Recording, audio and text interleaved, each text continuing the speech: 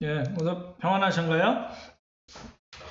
에스라 네미야 개인 성경 공부와 묵상 12번째 시간 진행하겠습니다. 주보에 나온 내용들을 저희가 그대로 보려고 하는데요.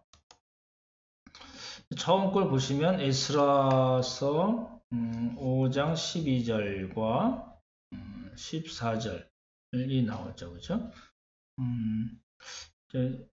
먼저 그 성경을 피시면 좋을 것 같습니다. 성경을 피시고 같이 보시면서 보시면 좋겠습니다. 에스라서 5장 1, 2절과 6장 볼 텐데 5장 1절과 2절을 보시면 그리고 6장 14, 15절을 보시면 우리가 어떤 사실을 발견할 수 있을까라는 건데요. 5장에 보시면 5장 1절에 보시면 예언이라는 말이 나옵니다. 학개와 스가랴가 예언을 했다 말이 나오죠. 성경 보고 계시죠? 그 다음에 이제 2절 보시면 돕다라는 말이 맨 끝에 나옵니다. 하나님의 선지자들이 함께하여 돕더니 라는 말이 나오고 그 다음에 6장 14절과 15절 보십시오. 여기서도 이제 학개와 스가랴의 권면이라는 말이 나옵니다. 권면이라는 말이 나오고 그렇죠? 그리고 전 건축하는 일이 어떻게 했다고 나오죠? 형통했다는 말이 나오고 그렇죠? 그리고 건을 건축하며 필력하되 해서 완공까지 나옵니다. 이게 어제 말씀드렸던 5가지 외우시라는 말씀 드렸는데 요거 예입니다. 예언 선지자들이 예언하고 도움을 주고 그걸 바탕으로 권면했다. 그리고 하나님께서 형통하게 하셔서 성전 건축이 완공이 됐다. 라는 겁니다. 그렇죠? 그래서 우리가 조금 조심해야 될 부분은 있는데요. 성경을 보면서 이렇게 막 어떤 공식을 만들어 하고 싶어 하는 분들도 사실 있습니다. 그래서 무슨 뭐 3박자라든지 뭐 5박자라든지 뭐 여러 가지 그런 게 있긴 한데 그런 내용이 아니고 이제 오늘 본 거는 에스라서 5장 1절과 5장과 6장을 쭉 살펴보니까 그 흐름이 있는 거예요. 어떤 일이 일어나고 어떤 일이 나오고 어떻게 일어나고 어떻게 해서 완공이 됐다. 그거를 저희가 이렇게 제가 성경을 보면서 그 흐름을 말씀드리고 그 흐름을 알면 성경을 이해하시기 좋겠다 해서 말씀을 드린 겁니다. 이거 꼭 기억을 해 두시면 좋겠네요. 그렇죠? 예언, 도움, 권면 그리고 하나님께서 형통하게 하셔서 완공이 됐다 라는 거죠. 그걸 볼 수가 있고요. 학교에서 2장 예언을 보면 이제 또 우리가 봤던 내용입니다. 그래서 2장 6절과 9절 예언 내용 4가지 나오죠. 기억을 하시죠? 여기서는 이제 첫 번째는 조금 있으면 이라는 말이 나오고 그렇죠? 그리고 이제 4가지 예언이 나오는데 첫 번째는 진동 그 다음에 영광 보배 그리고 마지막에 뭐죠? 예, 평강 피스입니다. 그렇죠? 예언의 내용은 딱 4가지로 요약을 할 수가 있고 이것이 언제 이런 일이 일어나는가? 조금 있으면 이란 말입니다. 그러죠? 그래서 선지자들이 했던 예언부터 완공까지 그 일이 다 이루어지면 조금 있으면 진동, 영광, 보배, 평강이 있을 것이다 라는 예언의 내용입니다. 그렇죠? 이제 이걸 보고 이제 이걸 어떻게 이제 해석할 건가라는 문제입니다. 성경은 인격을 가지신 하나님께서 인격 있는 우리에게 하시는 말씀이거든요. 그래서 반드시 해석이 필요합니다. 근데 이게 쉽지가 않은 게 구약의 내용이 좀 많기도 하고 잘 안다 하더라도 신약과 어떻게 잘 연결을 해서 통일성 있게 이 말이 중요하겠죠? 그렇죠? 신약에서 신약 구약을 해석하는 것과 신약을 해석하는 게 다르면 안 되잖아요. 왜냐하면 이건 전부 신구약 성경은 성령의 감동으로 쓰여진 하나님의 말씀이라는 대전제가 있잖아요. 그러니까 당연히 뭐가 있어요? 통일성이 있으니까 그 해석하는 것 자체도 당연히 통일성이 있어야 된다는 겁니다. 그렇죠? 그래서 이런 예언들이 이제 구약 예언이 좀 어렵긴 하거든요. 근데 이걸 이 예언이 궁극적으로는 누구를 통해서 성취되는 건가? 이게 우리의 관심이거든요. 말씀드렸던 대로 예언은 이렇게 산과 같아가지고 중첩된 산과 같아서 예언을 했을 당시에 이루어지는 것도 있지만 조금 시간이 지나서 그렇죠? 그리고 훨씬 더 많이 지나서 그리고 또 지나서 예수님의 초림을 통해서 이루어지는 것이 있고 대부분 예수님의 초림을 통해서 이루어지죠. 그리고 더 멀리 하나님 나라 완성, 예수님의 재림, 그렇죠? 하나님 나라의 완성을 통해서 이루어지는 그런 예언이 있는 거거든요. 그러니까 성경 구약과 신약을 보실 때 이 전체 그림을 잘 기억을 하고 보시면 좋을 것 같습니다. 그렇죠? 그래서 예언 약속, 구약의 예언 약속은 궁극적으로 예수님을 통해서 성취가 되는 것이다 라는 겁니다. 저희가 그렇게 봐야 되는 거고, 그래서 이 예언 자체가 그렇죠? 예수 그리스도, Jesus Christ죠.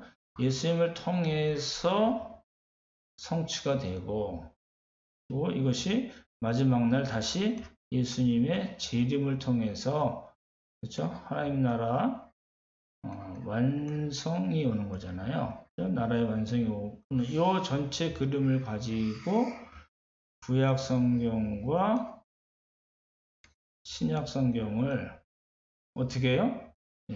통일성 있게 그렇죠? 통일성 있게 해석을 해야 된다라는 겁니다.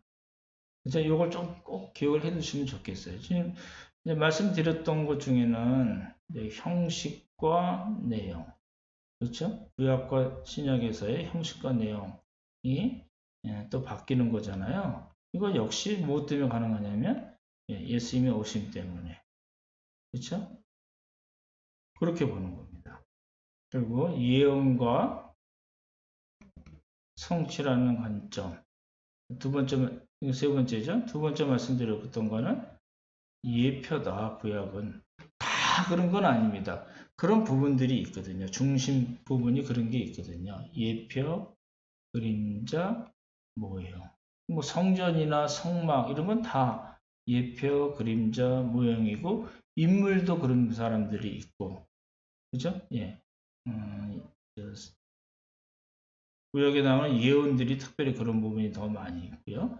이거 이제 뭐예요? 실체이신, 그렇죠? 주인공이신 예수 그리스도. 그래서 성경을 어떻게 해석하는 게 좋냐면 특별히 구약과 신약을 우리가 통일성 있게 해석을 하려면 그리스도 중심, 그리스도를 중심으로 하는 해석입니다. 그렇죠? 그래서 꼭 기억을 해 두시면 좋겠네요. 그리스도를 중심으로 하는 해석 방법입니다. 이게 이제 구약과 신약을 통일성 있게 해석하는 중요한 방법입니다. 그렇죠? 네 번째 보시면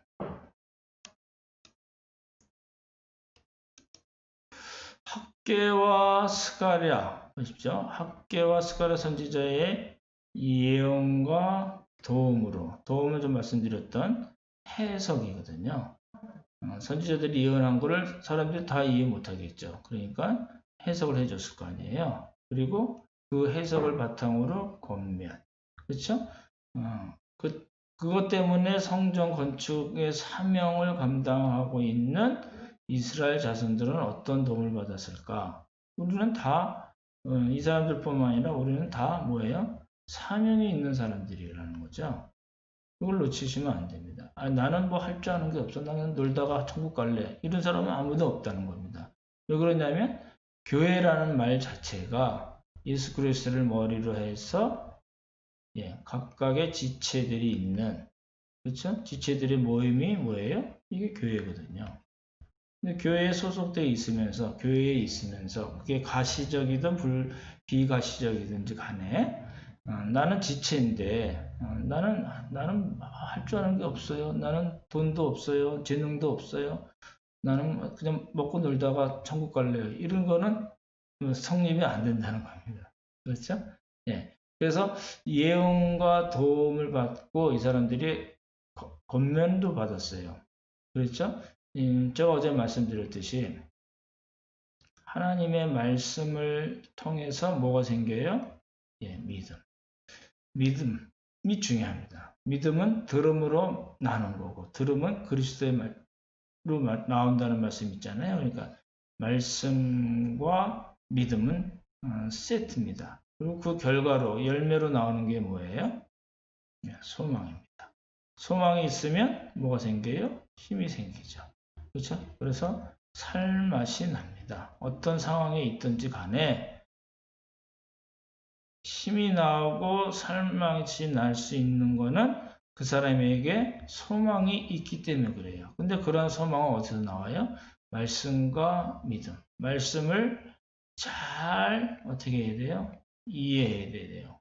그 말씀이 뭔가 깨달음이 있어야 됩니다. 이걸 선지자들이 도와줬다는 얘기거든요. 그랬을 때 왜요? 성령께서 머물러 계신다는 말씀 나왔잖아요. 그래서 굳세고 두려워하지 말라 그랬잖아요. 구약도 이런 구조로 되어 있습니다. 말씀을 들을 때 잘 이해하고 깨닫도록 성령께서 도우시고 그것 때문에 뭐가 생겨나요? 믿음이 생겨난다는 거예요. 그러니까 이제 우리가 어떤 형편에 있든지 하나님의 말씀에 천착하는, 하나님의 말씀에 내 삶의 구멍을 뚫어서 고정시키는 삶이 필요하다는 겁니다. 그렇죠? 그거를 잘 보시면 좋을 것 같습니다.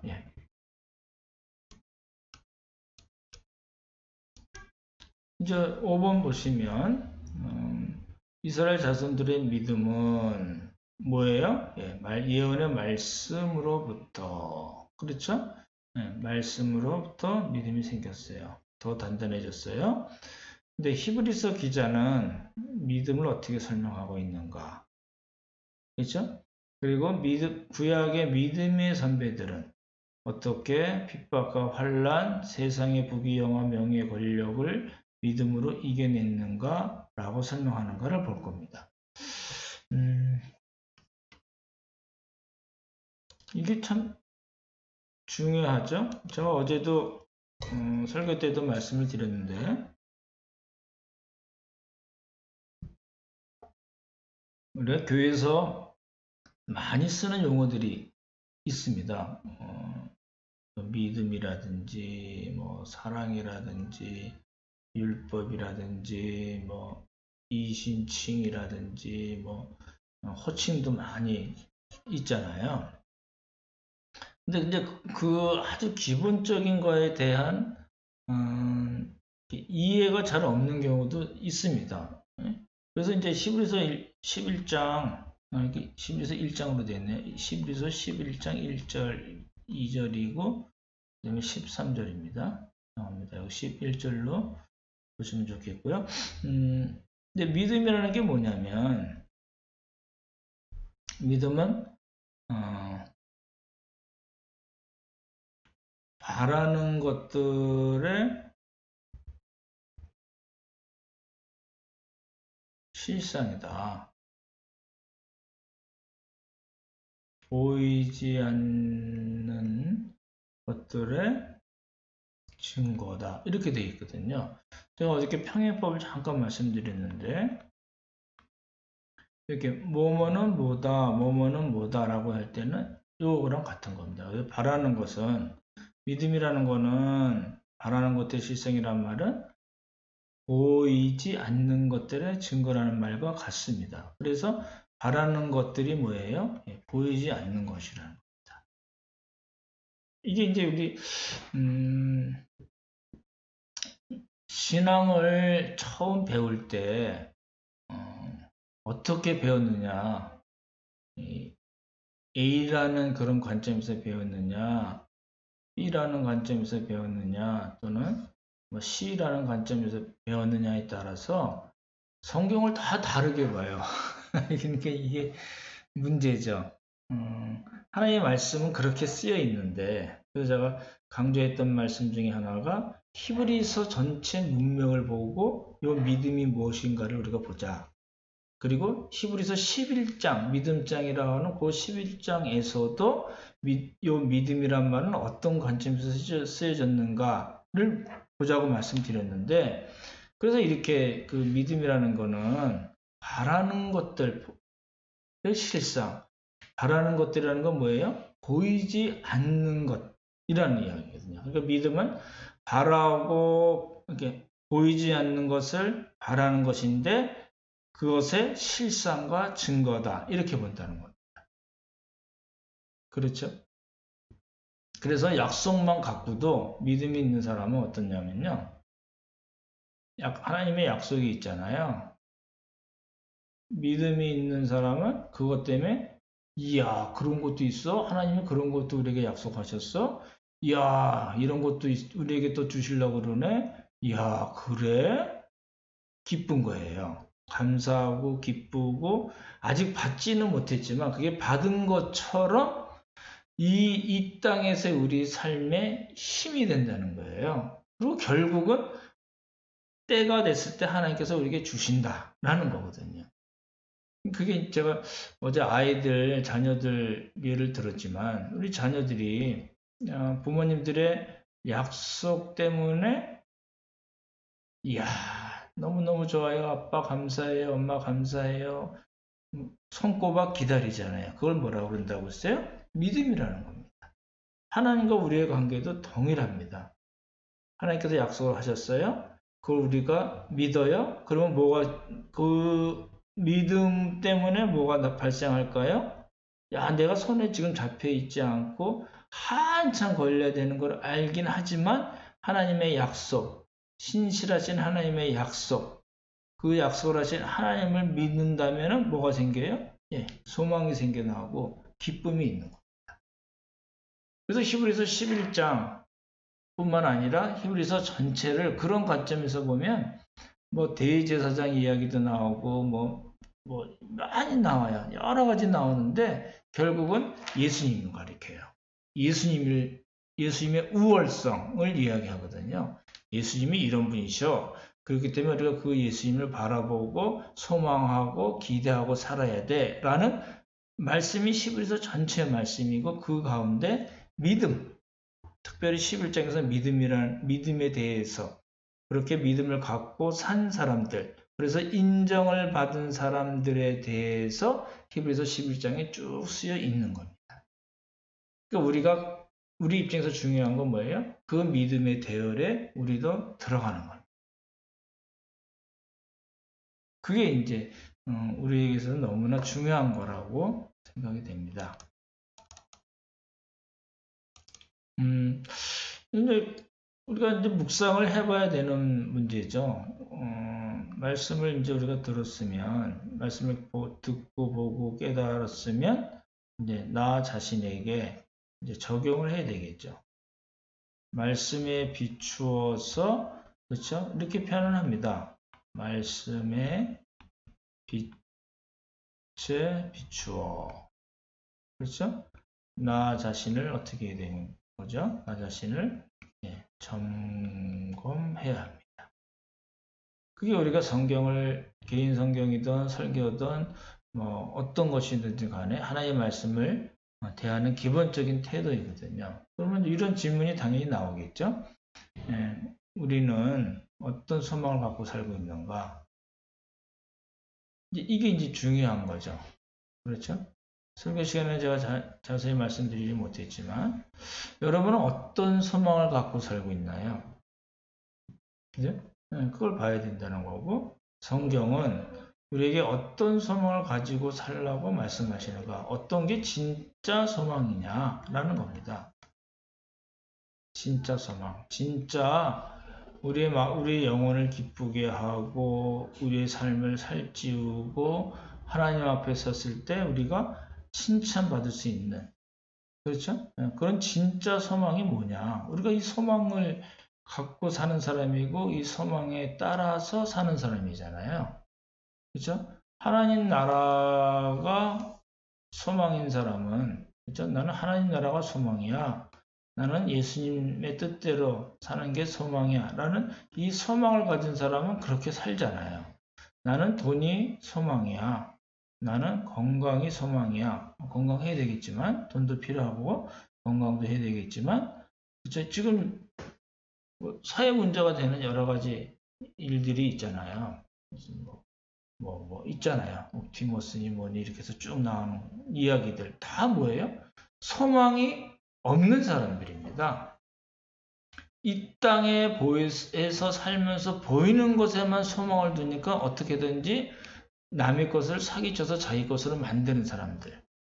그것 때문에 권력에 도움이 되고자 하는 사람들, 명예로 삼고자 하는 사람들. 그 사람들이 정말 불쌍하게 막 치열하게 싸우고 훔치고 뺏고 강탈하고 하는 그런 모든 사건들이 무슨 사건으로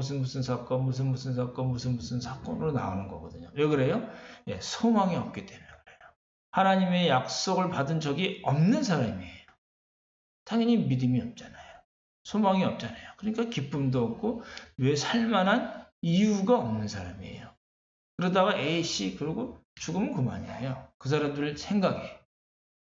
그러니까 우리에게 있어서 중요한 건 뭐예요? 소망입니다. 그렇죠? 하나님께서 말씀을 통해서 우리에게 주신 소망.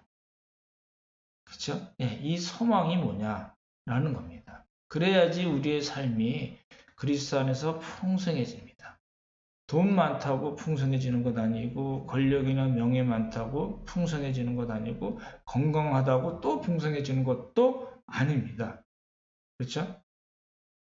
그래서 말씀의 빛에 비추어서 우리들 자신을 점검하는, 나는 어떤 소망을 갖고 있는가? 그렇죠? 그 소망이 과연 어디서 온 건가? 말씀에서 온 것인가? 내 자신의 육신의 정력에서 욕심에서 온 건가? 정력에서 온 것인가를 우리가 점검을 해야 됩니다. 네. 마지막 오늘 본문 말씀을 통해서 같은 이야기입니다. 우리의 삶의 중심축이 어디를 향하고 있는가? 그 중심축의 이동이 필요하지 않는가? 그렇죠? 세상이나 한마디로 우리가 그렇게 얘기할 수 있겠죠. 세상에 우리의 중심축이 탁 박혀 있는가? 아니면 하나님의 약속, 그렇죠? 하나님 나라. 조금 더 구체적으로 말씀드리면 하나님의 구원 역사, 여호와의 영광이 충만할 그날, 그렇죠? 모든 사람이 다 하나님을 인정하는 그날, 그렇죠? 그날에 오기 위해서 우리의 삶의 방향이 정해져 있는가라는 겁니다. 우리 삶의 중심축이 그쪽으로 가 있는가 아니면 세상으로 가 있는가. 이거는 말씀을 비춰서 우리 자신을 살펴봐야 된다라는 겁니다. 그렇죠? 그렇게 오늘 본문 말씀을 통해서 우리의 삶이 어디를 향하고 있는가를 잘 말씀의 빛에 비추어서 점검하고 중심축 이동이 필요한 경우에는 여러분 힘을 쓰셔야 됩니다. 그렇죠? 그냥 저절로 되지 않고요. 중심축이잖아요. 이게 하나님 쪽으로 가야 됩니다. 그렇죠? 그런 사람이 정말 행복한 사람이고 하나님께 인정을 받는 사람이고 믿음이 있다라는 겁니다. 그렇죠? 그래서 히브리서 11장에 나오는 그 믿음의 선배의 그 명예 전당이라고 그랬죠. 거기에 우리도 충분히 들어갈 수 있습니다. 그런 삶을 사는 우리 모두가 됐으면 좋겠습니다. 수고 많으셨습니다. 샬롬.